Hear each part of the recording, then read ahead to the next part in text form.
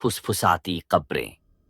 Blackwood जंगल के किनारे स्थित पुराना कब्रिस्तान हमेशा से ही बेचैनी का स्थान रहा है। स्थानीय लोग, खासकर सूरज ढलने के बाद, वहां जाने से बचते हैं जब छायाएं लंबी हो जाती हैं और हवा एक अप्राकृतिक सर्दी से भर जाती है।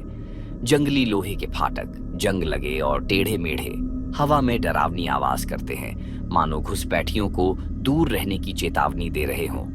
लेकिन इस विशेष रात एम्मा की जिज्ञासा ने उस पर हावी हो गई। एम्मा हमेशा से ही रहस्यमय और डरावनी चीजों की ओर आकर्षित रही थी, जबकि उसके दोस्त डरावनी कहानियों और भूतिया किस्सों से दूर भागते थे।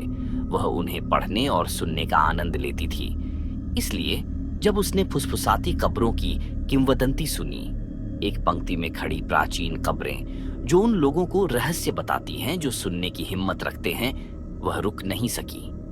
केवल एक टॉर्च और अपने साहस के साथ वह चांद के उगते ही कब्रिस्तान के फाटकों से अंदर घुस गई। कब्रिस्तान डरावनी तरह से शांत था, सिवाय पत्तियों की सरसराहट या दूर उल्लू की आवाज के।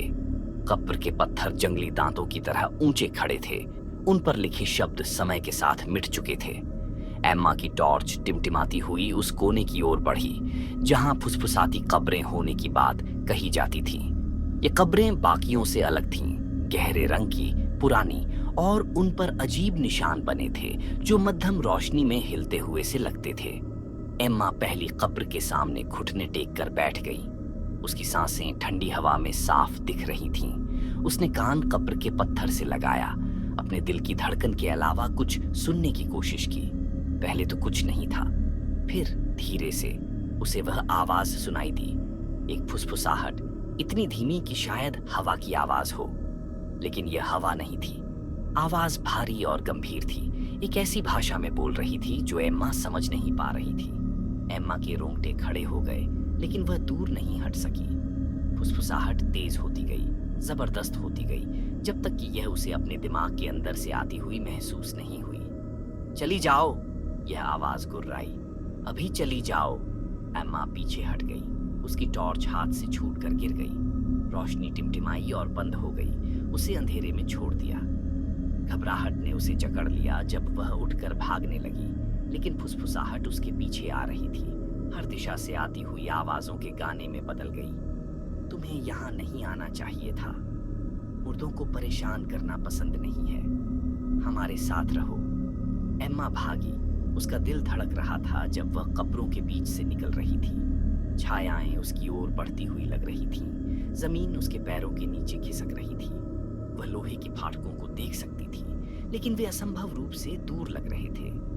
फुसफुसाहट तेज होती गई, अधिक उत्तेजित, जब तक कि वह बाहरी कर देने वाली नहीं हो गई। जैसे ही वह फाटकों तक पहुंची, एक ठंडे हाथ ने उसकी कलाई पकड़ ली। एम्मा चिल्लाई, खुद को छुड़ाकर सड़क पर गिर गई।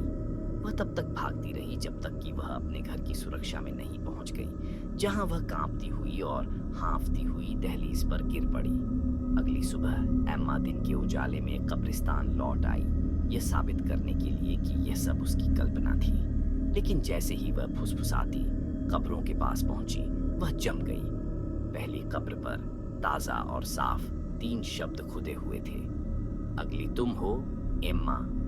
उस दिन के बाद एम्मा ने कब्रिस्तान से परहेज कर लिया, लेकिन कभी कभी देर रात उसे अपनी खिड़की के बाहर फुसफुसाहट सुनाई देती और वह जान जाती मुर्दे अभी भी इंतजार कर रहे थे। क्या आप कहानी के किसी हिस्से को और विस्तार से चाहेंगे?